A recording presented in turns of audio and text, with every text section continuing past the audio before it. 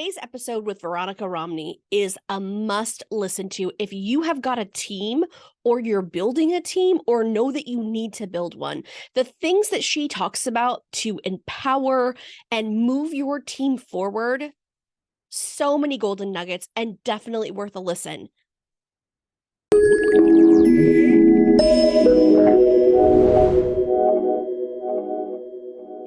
We have a superstar in the house. You may have heard of her before, or perhaps you've seen her on stages with some of the biggest names in the industry. Please give a warm welcome to the Dream Team Architect herself, Veronica Romney. She is a former speaker and trainer for the likes of Tony Robbins and Dean Graziosi.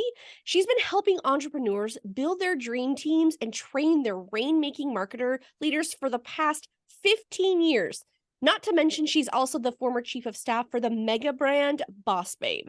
She's also been featured in publications like Forbes Inc., Huffington Post, ABC News, and so many more. She's a marketing powerhouse with a track record of success that speaks for itself. When she's not helping her clients raise their businesses to 8 figures or beyond, hosting her own podcast, the Rainmaker Podcast, she can be found wrangling her 2 man cubs in the breathtaking oak trees of North Carolina. So get ready to learn, be inspired, and have some fun with us. Welcome, Veronica. How are you? That was like the best intro of all time. I feel so good right now. Take me, lead me, guide me. I'm yours. Absolutely. Well, I think one of the biggest questions that I get from people, which I know that you get from your clients as well, is what are the essential qualities to look for when we're trying to build this successful team? Ooh, it's a big one. Get right in it. Well, I'll tell you what, it's not getting seduced by a sexy resume. So let me just start with that. Especially as the reason I say that though, especially is we're not talking about doctors here. Yeah. If we're talking about a doctor, I want 15 years of you doing open heart surgery. Thank you very much. But in the marketing space, when working with marketing creatives, they get bored. So even if on their resume they have 15 years of social media management experience, it doesn't mean that the flame is still on for the thing, for the passion, for the discipline. And so when I see a sexy resume or I see even big names, it doesn't mean that I'm not going to be hyper focusing in my interview process on whether or not they still have that passion for what they're doing.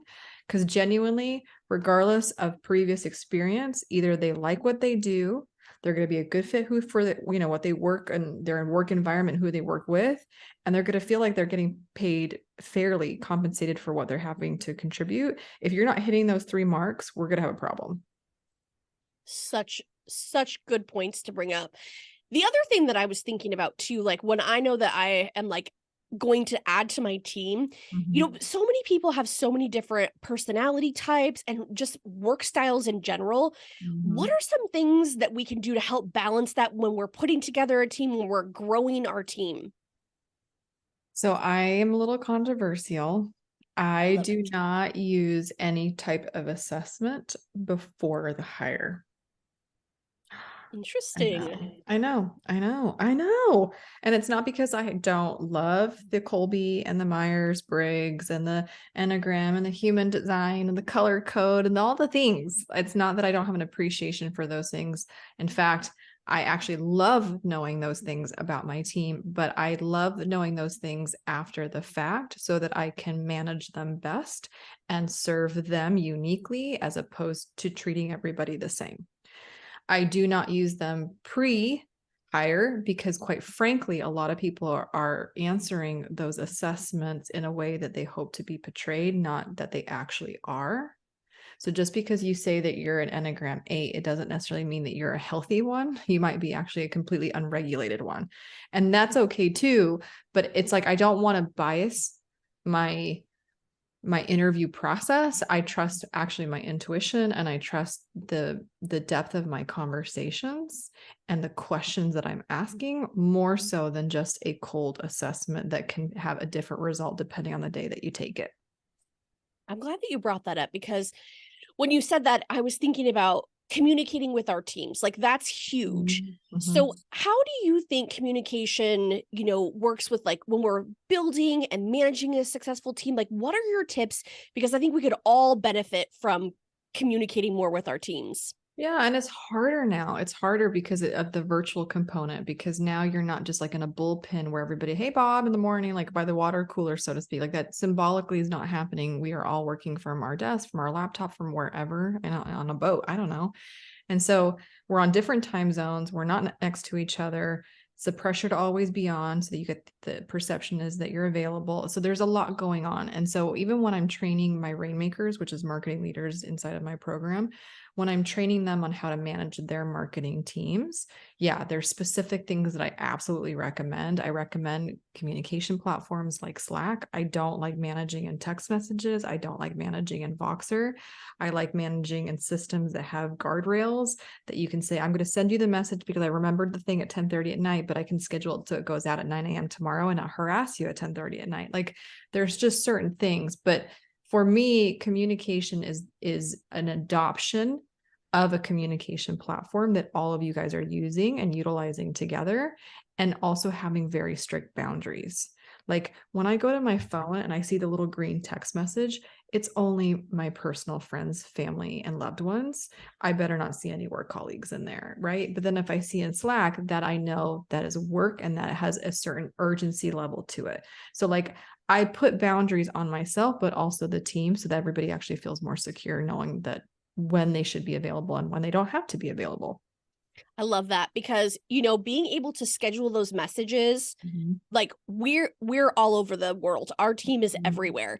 And Mm-hmm. so all of us are in different time zones. And I think it's so important to use that scheduling, whether it's an email or a Slack message or any of that stuff, because you're still getting it out of your brain into the people Yep. that it needs to go. But someone's not getting a message at midnight and going like, oh my gosh, does Jill want this right now? Like, no, I don't. It just happens that I'm, 8 hours behind you or something. So I think that's so important. And I think it's really underutilized. So what are some things that you guys use to like make sure that you're all on the same page? Because communication's a big one, but like, what are things that keep you guys aligned with like same goals, working towards the same objectives? Yeah, and yes. So here's the thing that my beautiful managers and leaders usually struggle with is because their teams are all over different time zones and everything like that. They always feel like that they have to be on to be available and accessible to everybody depending on their schedule. I don't agree with that. I feel like in some ways, like if mom's not full, like if mom's not okay, the kids aren't okay. So, and that obviously is coming from a place of I have two children, right? So lots of parenting analogies, they work. But I do advise my marketing leaders in training, my rainmakers. I actually really am a huge advocate for check-ins, daily check-ins. You can call them stand-ups, you can call them check-ins, you can call them temp checks, you could call them scrums, whatever. The idea is it's almost like a professor in the university has office hours. So I will be on Zoom at this link between this time every single day for at least 20 to 30 minutes. And it is completely appropriate for the entire team to be on there to tell me what they're trying to achieve today, what they finished yesterday, where they're stuck, where they need my help in an aggregated, scalable, here it is all together, as opposed to me being everywhere like free nursing. We're not doing that. So I do like to, even when we have remote teams, I do like for me to be the dictator of when I'm going to have an allotment of free space for me to be available to everybody unrestrained. We got to talk about scrums because that is like the best word ever. What does that mean? Well, it actually comes from product teams. It's actually from like I worked at a software company, so a lot of software companies' product teams, it's called the daily scrum. It's basically where everybody stands up, and you're in an office theoretically, but if you want a meeting to go faster, you're not sitting. And so they make everybody stand up to speed up the meeting, and it's usually the same three things: like what did you achieve yesterday, what are you trying to achieve today, and where are you stuck? And they go through this with everybody, and it's really, really efficient way just to do that daily check-in with each other. I love that. That is Mhm. so cool. Because again, I think it's one of those things where like, are we spending too much time on meetings? But if you're efficient with it and like can just cruise Mhm. through the line, then it really doesn't have to be hours long in order to make that work. Well, and you have to be intentional. We're social creatures. So even though we all love the freedom of working from our laptop and that laptop life, we're also extremely lonely and isolated and working in a vacuum. So like, and the reason that I even like having these daily check-ins where my face is on Zoom is that that's an intentionality on my part to be like, hi, and they can see my body language and they can see my expressions and they can see that I'm genuinely interested in what they're doing and what their contribution is towards that task, towards that mission, towards that goal that we're all talking about, we're all working towards. So that's something that's really important to me. What are some effective ways to delegate responsibilities within a team and ensure that everybody's contributing equally? Because I feel like what we just talked about could also integrate with that, but I'm sure you've got other tips for us as well. Well, yes. So I'm all about letting it go. Like Elsa, Disney out, like let it go. And so for me, I have no issue relinquishing things like, oh, you write the copy and you design the thing. Quite frankly, you're better at it than I am. So I think for me, I have zero issue relinquishing control or delegation. However, what I don't relinquish is my standards in which I want something to be done or achieved. So I have a standard and an expectation for the quality of design and the quality of the work. But what is not helpful for a team, which will demoralize them, they're start producing worse and worse work, is where they submit something without you giving them any kind of success criteria to begin with, and then you just criticize whatever it is that they submitted, versus me being a co-creation, co-collaborator with them. So even the best songwriters, I think about Taylor Swift, she's not writing her songs in a vacuum. She actually like has really great friends that she trusts, and they do these kind of like brainstorming sessions, and they're just like massaging these lyrics together, even though she is the originator of the story that she's trying to tell through her lyrics. It's the same way, like if I'm launching something or I'm producing a revenue generating event, or there's some kind of initiative I want to do with my team or the company, it's up to me to express the vision, the strategy behind that, but then also be a part of that process so that they're not writing in a vacuum, that they're writing and I'm like, we're kind of co-creating, and there's pieces that we can do that together, and they have more fulfillment because they feel like they're a part of this genesis of the thing as opposed to being dictated towards. Oh my gosh. That is like one of my hugest like soapboxes, is when people hire teams, they don't give anybody direction, and then they get ticked at them. The thing that the employee created is not what they wanted. And I'm like, well, did you tell them what you wanted? Because people don't know. They treat employees like prospective interviewers, like you're not interviewing an employee. That we're done. That there was a stage in which you were trying to see if they could rise up to the occasion. You gave them a test project, blah blah blah. But then why are you still giving your staff test projects to fail? Like we're past that point. I don't understand. There's something wrong there, and let's fix it. Totally. Well, and that kind of leads into my next question, because I think this is one thing that really prevents people from building a team or starting to delegate those tasks that they know they shouldn't be doing, is resolving conflict within your team. Like, what are your tips for preventing conflicts from escalating? It's probably something that could be very started at the beginning. So let's dive into that. I mean, you can't prevent human conflict. Quite frankly, some of the greatest gifts and learnings come from a refiner's fire, or from conflict, and from working with people that you wouldn't have picked on your own. It happens.